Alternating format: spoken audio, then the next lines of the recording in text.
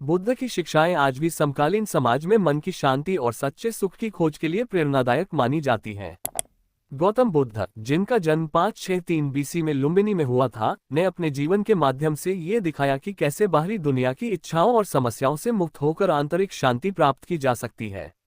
उनके द्वारा सिखाई गई ध्यान की विधि और जीवन के प्रति दृष्टिकोण ने करोड़ों लोगों को मानसिक संतुलन, शांति और मुक्ति की राह दिखाई है। बुद्ध की कहानियां अक्सर जीवन के गहरे सत्य और आत्मनिरीक्षण की ओर इशारा करती हैं। यहाँ एक ऐसी ही प्रेरणादायक कहानी दी जा रही है जो मन की शांति का महत्व समझाती है। गौतम बुद्ध अपने शिष्यों के साथ एक गांव में प्रवास कर रहे थे। बुद्ध के ज्ञान और उनकी शिक्षाओं के बारे में सुनकर गांव के कई लोग उनसे मिलने आते और उनकी शिक्षाओं को सुनते। लेकिन उसी गांव में एक व्यक्ति था जिसे बुद्ध की शिक्षाओं से कोई लगाव नहीं था। वह उन्हें एक ढोंगी समझता था और बुद्ध के प्रति घृणा और क्रोध से भरा हुआ था।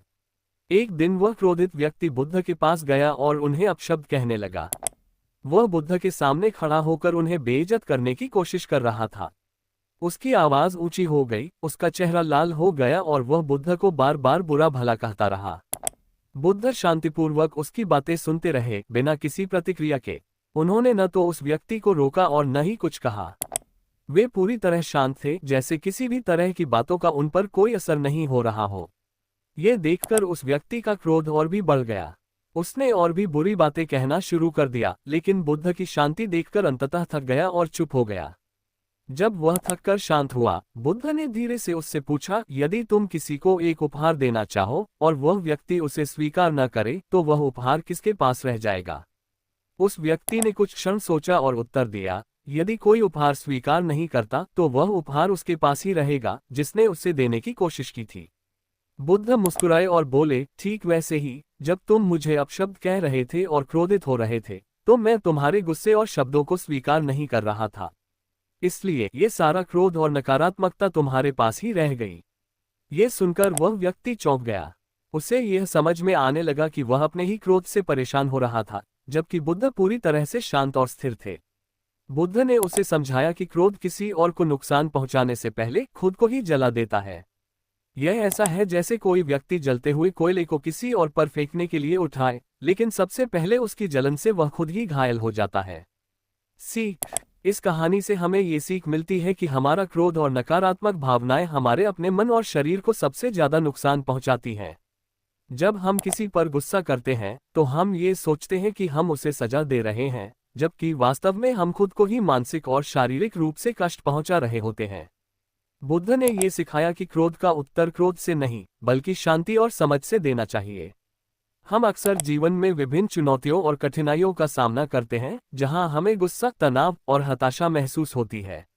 लेकिन अगर हम बुद्ध की इस कहानी से मिली शिक्षा को अपनाएं, तो हम ये समझ सकते हैं कि इन भावनाओं से मुक्त होकर ही हम सच्ची शांति प्राप्त कर सकते हैं। इस कहानी का एक और महत्वपूर्ण पहलू यह है कि हम कैसे दूसरों की नकारात्मकता से प्रभावित होते हैं। अगर हम दूसरों के अपशब्दों या क्रोध को अपने ऊपर हावी होने देते हैं, तो हम अपने मन की शांति खो देते हैं। लेकिन अगर हम बुद्ध की तरह शांत और स्थिर रहते हैं, तो नकारात्मकता हमारे भीतर प्रवेश नहीं कर पाती और हम अपनी शांति बनाए रख सकते हैं।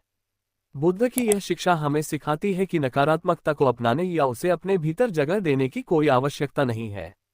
हम ये चुन सकते हैं कि किन भावनाओं और विचारों को अपने जीवन का हिस्सा बनाना है। ये चुनाव हमें मानसिक रूप से मजबूत बनाता है और हमारे मन को शांति प्रदान करता है। निष्कर्ष: गौतम बुद्ध की यह कहानी हमें ये सिखाती है कि शांति और संतुलन को बनाए रखने के लिए हमें अपने क्रोध और नकारात्मक भावनाओं पर नियंत्रण रखना चाहिए। दूसरों के अपशब्दों या बुरी हरकतों का हमारे ऊपर कोई असर तब तक नहीं हो सकता जब तक हम उन्हें स्वीकार नहीं करते। अपने मन की शांति की रक्षा करना हमारे हाथ में है, और बुद्ध की शिक्षाएं हमें इसी दिशा में मार्गदर्शन करती हैं।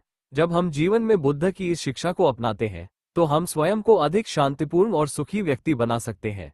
अंततः शांति हमारी अपनी आंतरिक स्थिति का परिणाम होती है, और बाहरी परिस्थितियां या लोग इसे तब तक हमसे छीन नहीं सकते जब तक हम उन्हें इसकी अनुमति नहीं देते।